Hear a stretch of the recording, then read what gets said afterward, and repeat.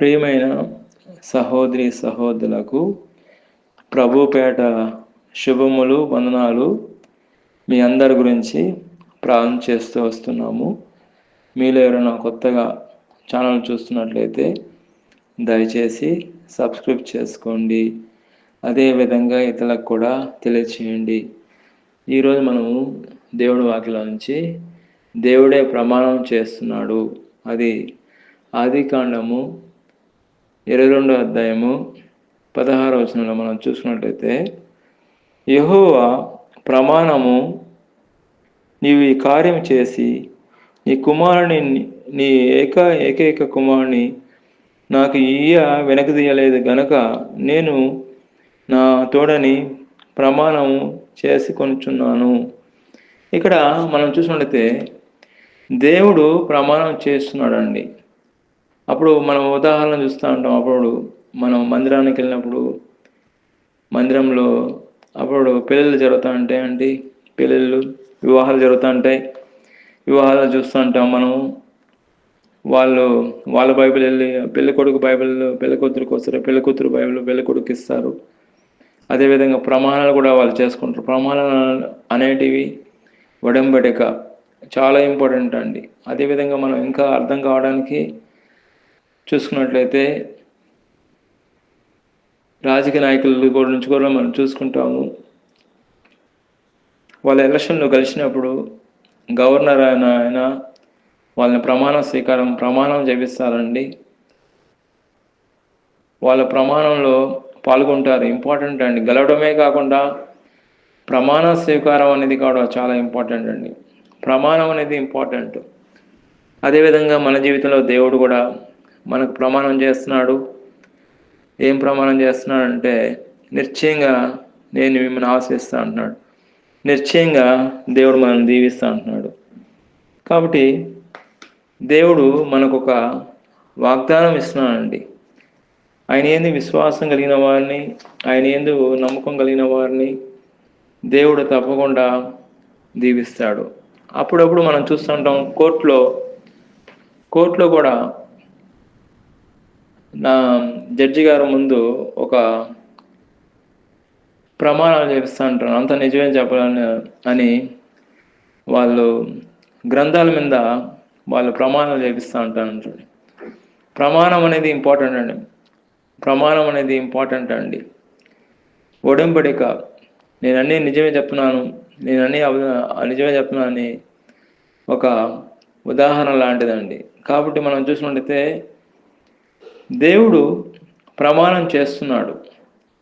మనుషులు ప్రమాణం చేస్తారు. మనుషులు ప్రమాణం చేసింది చేయరు కానీ మర్చిపోతారు. కానీ దేవుడు మాత్రం మర్చిపోయే దేవుడు కదండి. ఆయన వాగ్దానం ఇచ్చి నెరవేర్చే దేవుడు. ఆయన నరమాతడు కాదండి. వాగ్దానాన్ని మర్చిపోయే దేవుడు కాదండి. కాబట్టి మనం చూసినట్టయితే ఆదికాండము 22వ అధ్యాయము 16వ వచనంలో మనం చూసినట్టు, దేవుడు నిన్ను ఆశ్రయించి ఆకాశ నక్షత్రములే దీవిస్తా అంటున్నాడు. దేవుడు అబ్రహాముని గొప్పగా ఆశిస్తామని వాగ్దానం చేస్తున్నాడు. ఎందుకంటే ఆయన ఏకైక కుమారుని దేవుడికి బలిగా ఇయ్యాలని ఎంతో విశ్వాసం కలిగి ఉన్నాడు. దేవుడికి ఇచ్చినా మనకు తిరిగి ఇస్తాడని ఆ విశ్వాసం కలిగి ఉన్నాడు. కాబట్టి దేవుడు ఆయన అబ్రహాం పట్ల ప్రమాణం చేస్తున్నాడు. గొప్పగా దీవిస్తా అంటున్నాడు, గొప్పగా ఆశ్రయిస్తా అంటున్నాడు. ఇక్కడ వాక్యంలో చూసినట్టయితే, సంతానం ఆకాశ నక్షత్రం వలె సముద్రపు ఇసుకరైన వలె లెక్కలేనంత విస్తారమైన ఆశీర్వాద దీవెనతో నింపుతున్నానని చెప్తున్నాడు. కాబట్టి దేవుడు దీవిస్తే ఎవరు ఆపలేరండి. దేవుడు ఆశిస్తే ఎవరు కూడా ఆపలేరండి. దేవుడు దీవించడం కానీ మొదలుపెట్టే ఎవరు కూడా సాటి రాలేరండి. ఆదికాండం 22వ అధ్యాయము 18వ వచనంలో, మరియు నీవు నా మాట వినినందున భూలోకంలోని జనములన్నీ నీ సంతానం వలన ఆశీర్వదింపబడును. ఇక్కడ నా తోడుని ప్రమాణం చేసి ఉన్నాను యెహోవా సెలవిస్తున్నాడు. దేవుడు ఇక్కడ మనం చూసినట్టయితే ప్రమాణం చేస్తున్నాడండి. విధేయతకు ప్రతిఫలము అబ్రాహాము దేవుడి మాట విన్నందున ఈ ఆశీర్వాదాలు కలుగుతాయని దేవుడు చెప్తున్నాడండి. సంతానం ద్వారా ఆశీర్వాదము అబ్రాహాము సంతానం ద్వారా భూలోకంలో సమస్త జనములకు ఆశీర్వాదంగా మారిందండి. ఒక్క అతని వల్ల, అబ్రాహాం వల్ల, ఆయన వల్ల అనేక మందికి ఆశీర్వాదకరంగా దేవుడు చేస్తున్నాడు. దేవుడు యందు మనం విశ్వాసం ఉండి ప్రార్థన చేస్తే దేవుడు తప్పకుండా మన జీవితంలో కూడా ఆయన ఎన్నో ఆశలతో మనం నింపుతాడు. అదేవిధంగా మనం వాక్యాలను చూసినట్టయితే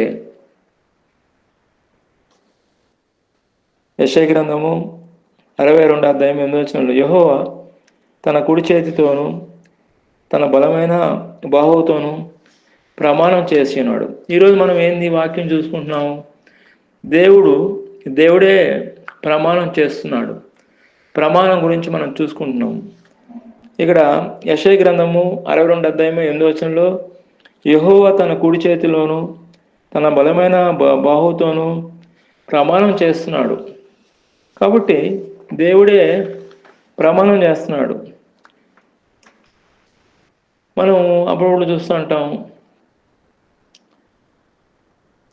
మనము ఏదైనా ఒక్కొక్క అగ్రిమెంట్కి వెళ్తూ ఉంటామండి. అప్పుడప్పుడు ఎవరైనా డబ్బులు తీసుకున్నప్పుడు మనం ఏం చేస్తాం? బాండ్ మీద డబ్బులు ఇంత తీసుకున్నాడని చేసి 10 రూపీస్ స్టాంప్ మీద సంతకం పెడతాం. అదేవిధంగా దేవుడు మన కొరకు ఒక గొప్ప వాగ్దానం చేస్తున్నాడండి. మన కోసం ఆయన ప్రమాణం చేస్తున్నాడండి. మనం చిన్నప్పుడు మనం ఏం చేస్తాం? అమ్మతోడు, నాన్నతోడు, నా ఒట్టు అని అంటాం. కానీ దేవుడు ఏం చేస్తున్నాడంటే ఆయన మీద ఆయనే ప్రమాణం చేస్తున్నాడు మన కొరకు. దేవుడు మన కొరకు మనల్ని ఎంతగా ప్రేమిస్తున్నాడు చూడండి. మన కొరకు ఆయన ప్రమాణం చేస్తున్నాడు. దేవుడు తనకంటే ఎవరు గొప్పవారు లేనందున తన నామంతోనూ ప్రమాణం చేసినట్లుగా ఇక్కడ మనం చూస్తున్నాము. దేవుడి కంటే ఎవరైనా గొప్ప వాళ్ళు ఉన్నారండి? దేవుడి కన్నా ముందు ఎవరు ఉన్నారా?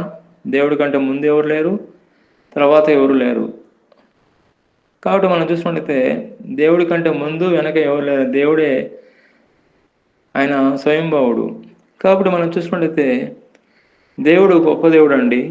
ఆయన నమ్ముకున్న వారు కూడా తప్పకుండా గొప్ప వారుగా మారుతారు. అబ్రహాముకు వాగ్దానం చేసినప్పుడు తన మీద తనే ప్రమాణం చేశాడు. ఆయన విశ్వాసతను మనం చూసినట్లయితే ఎంతో గొప్పదండి. ఇక్కడ అబ్రహాముని దేవుడు పిలిచినప్పుడు అబ్రహాము అన్నీ విడిచి, కుటుంబాన్ని విడిచి,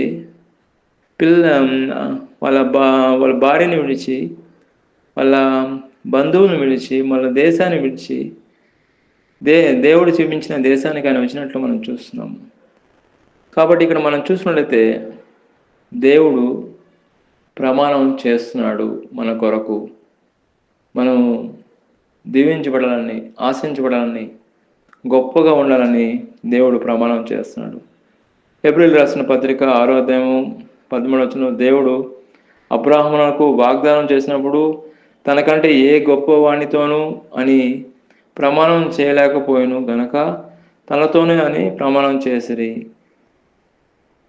ఇక్కడ మనం నిశ్చయంగా నేను నిన్ను ఆశించును, నిశ్చయంగా నిన్ను విస్తరింపజేస్తానని చెప్పాను. దేవుడు వాగ్దానం అండి. దేవుడు అబ్రహాముకు వాగ్దానం చేసిన సందర్భం ఇది. ఆయన కంటే గొప్పవారు ఎవరు లేరు కాబట్టి ఆయన తన మీద తనే ప్రమాణం చేసుకున్నాడు. ఆయన అనగా ఎవరంటే దేవుడు.